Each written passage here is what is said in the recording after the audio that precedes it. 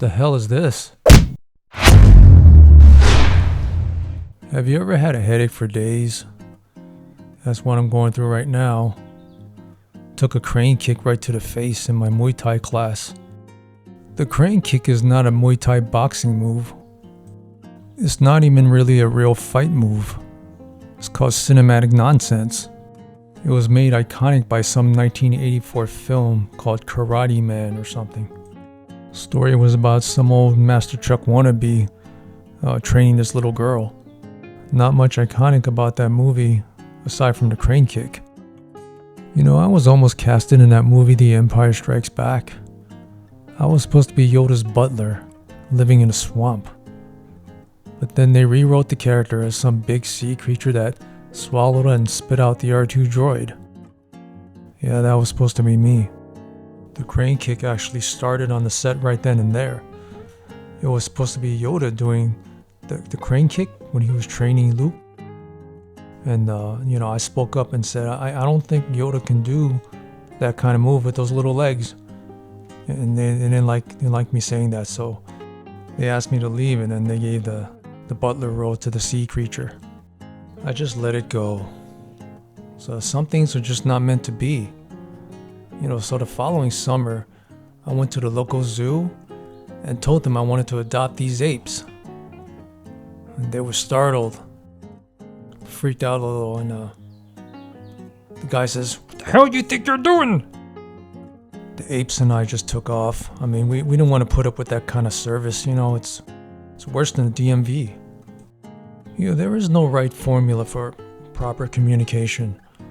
You can say all the right things and people will misunderstand.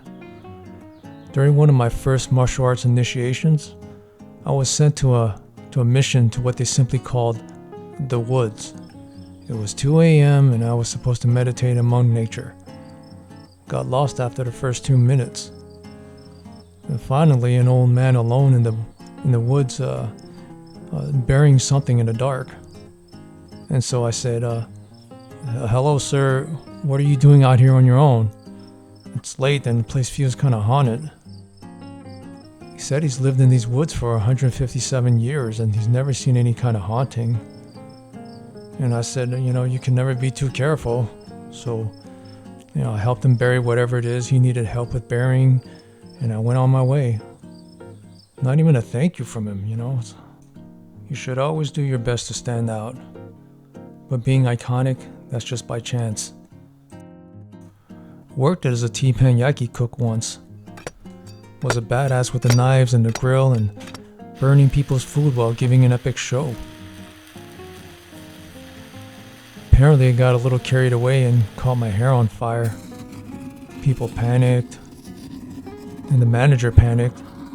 And I said, "I got struck by lightning before. You think some fire is going to stop me?" Set off the sprinklers in the place. And the manager asked me to leave. I think it's because I overcooked people's food. I'm a better fighter than I am a cook, it seems. But you could waste time even in what you're good at. One of the biggest waste of my time in fighting was this match I had with a fighter who called himself Crooked Cock Ken. Some think he got that name because his cock is crooked. Well, that may be true, but there's no way for me to verify that. But when the guy throws his punches, he will cock his elbows back first and throws his punches crooked. But then his punches have as much effect as a grandma's Tai Chi move. I would just crane kick in between the legs at that point. Hey, I even surprised myself. Some say I'm unpredictable in fights. I could knock somebody out, or I'd just wander off in the middle of the fight with no explanation. I don't remember. Just enjoy the ride, people. I'm doing 2 things at once here, okay? Not an octopus. I didn't evolve there yet. New species are being discovered every day. And I bet you'd like to see an octomonkey. And tonight's garbage night. I have to look for new inspiration in the neighborhood bins.